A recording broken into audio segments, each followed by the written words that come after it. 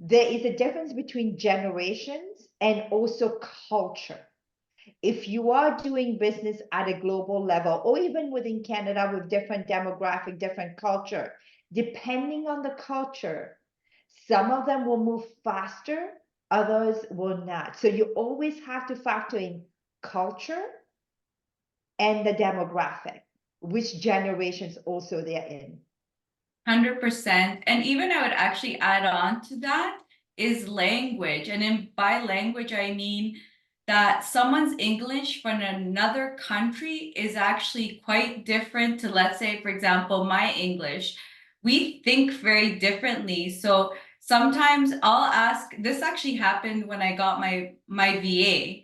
Was she was from the Philippines. She spoke English. Her English was good. There was no problem with it.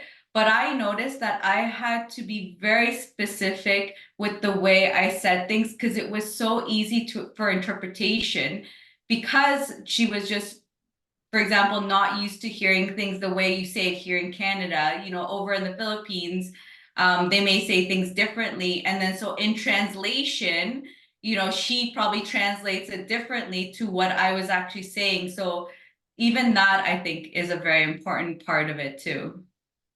Absolutely. And having done global business, I have to tell you, for example, if you are in Mexico, it is acceptable to be up to 30 minutes late, and then you have to apologize, but it's acceptable. And they're not surprised if somebody is up to 30 minutes late.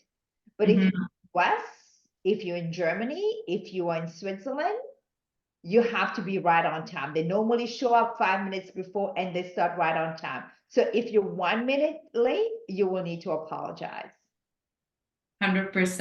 And that's really funny you say that because I had a similar situation. I was actually working in Germany and their partnering company that was coming in with us, they were Italians.